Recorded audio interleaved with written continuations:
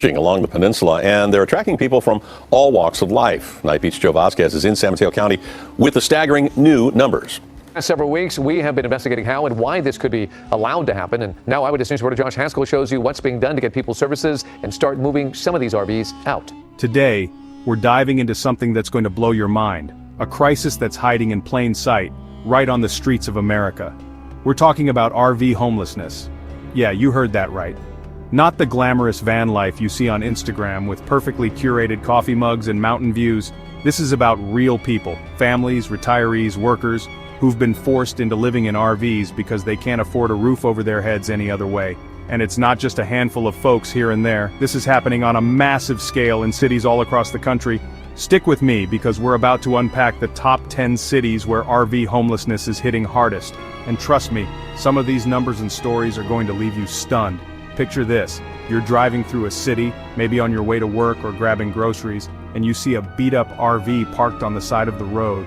The paint's peeling, the windows are covered with blankets, and it's been there for days. You might think, oh, someone's just camping out, or they'll move along soon. But what if I told you that RV isn't going anywhere, that it's someone's home, their only home? In some cities, there are entire streets lined with these RVs, housing thousands of people who've been pushed out of the housing market. It's a quiet epidemic, one that's growing faster than anyone wants to admit, and it's time we shine a light on it. So, where is this happening the most? Let's start with Los Angeles, California, the epicenter of RV homelessness in America. LA isn't just leading the pack, it's practically in a league of its own. Imagine this, over 14,000 vehicles, RVs, vans, cars, being used as homes, with around 37,000 people living inside them. That's more than the population of some small towns, all crammed into metal boxes on wheels scattered across the city. Why LA? Well, the numbers tell the story. The average rent for a one-bedroom apartment here is over $2,500 a month. That's insane, right? For a family making minimum wage or a retiree on a fixed income, that's not just out of reach. It's a different planet. I talked to Maria, a 52-year-old single mom who's been living in an RV in Venice for the past 2 years. She works as a cashier, pulling in about $1,800 a month after taxes. After her divorce, the rent on her old place shot up, and she was left with no options. "I bought this RV for $4,000, she told me, her voice cracking a little. "It's old, it leaks when it rains, but it's mine. It's better than the sidewalk." Maria's not alone. She's part of a sprawling network of RV dwellers in LA, parking wherever they can, along beaches and industrial zones, anywhere they won't get towed. But it's not easy. She's got no running water, no bathroom, and every few days she's got to move or risk a ticket. This is her life now, and it's the reality for thousands of others in LA. But let's leave the West Coast for a minute and head up to Seattle, Washington. If you thought this was just a California problem, think again. Seattle's got its own RV crisis brewing, and it's getting worse every year. The average rent here is over $2,000 a month, and the city's tech boom has driven housing costs through the roof.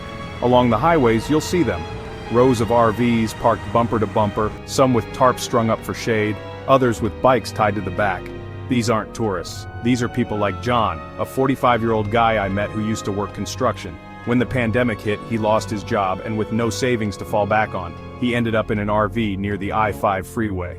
"I built houses for 20 years, he said, staring at the cracked pavement. "Now I can't even afford one." John's RV is a 1980s model he bought for cheap off Craigslist. It's got no heat, no AC, and the engine barely runs, but it's all he's got.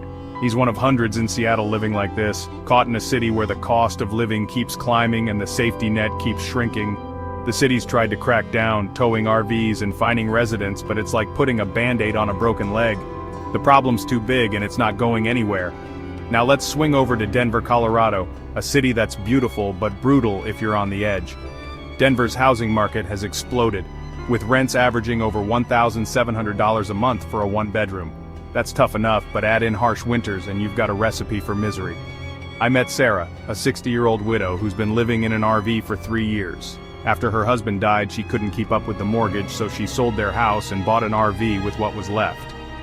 "I thought it'd be temporary," she told me, her hands wrapped around a cup of coffee she'd heated on a camp stove. "But here I am, freezing every night." Denver's winters are no joke.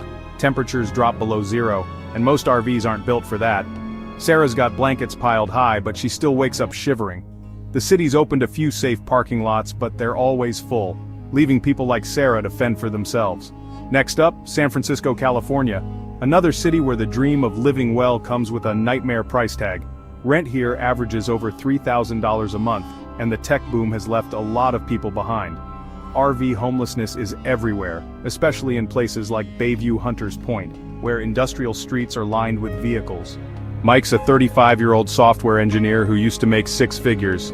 Yeah, you heard that right, a tech guy living in an RV. He got laid off, couldn't find work fast enough, and his savings dried up. I went from a condo to this in 6 months, he said, gesturing to his cramped RV. It's humbling. Mike's got a laptop and Wi-Fi hotspot, still applying for jobs, but he's stuck. The city's parking laws are strict and he's been towed twice already. This isn't the San Francisco you see on postcards, it's the underbelly, where even the successful can fall through the cracks.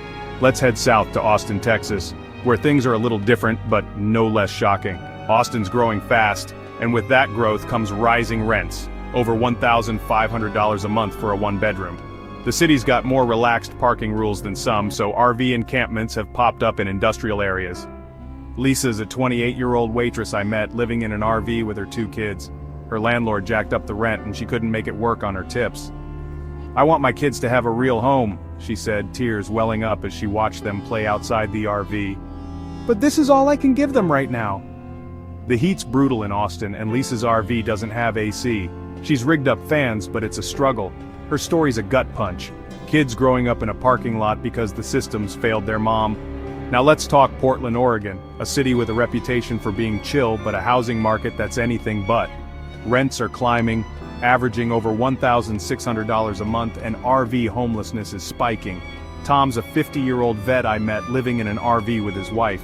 He's battled PTSD and addiction, lost his job, and now they're here, parked in an industrial zone. We've got each other, he said, managing a small smile. That's what keeps us going. Portland's got safe parking programs, but they're not enough. Tom's RV gets moved every few days by cops, and they're always scrambling for water and food. It's a life on the edge, and it's more common than you'd think. Phoenix, Arizona is next, and it's a whole different beast. Rents are over $1,200 a month, and the heat, oh man, the heat. Summers hit triple digits, and living in an RV can turn deadly.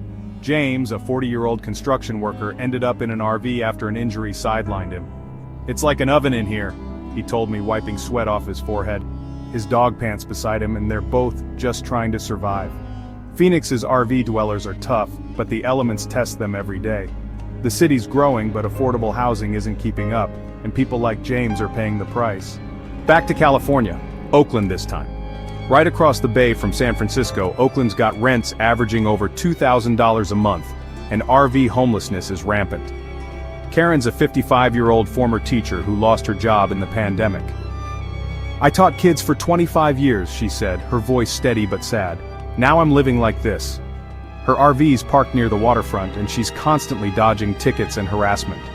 Oakland's got a gritty vibe, but for RV dwellers it's a daily grind just to exist. San Diego, California is another hotspot. With its beaches and sunshine, you'd think it's paradise, but rents over $2,000 a month tell a different story. David's a 30-year-old artist who got priced out of his apartment. I love this city, he said, sketching in his RV parked near the beach. This is my way of staying. San Diego's strict parking rules make it tough, though. He's always on the move, chasing a spot where he won't get hassled. It's a trade-off, beauty for stability. Finally, Las Vegas, Nevada.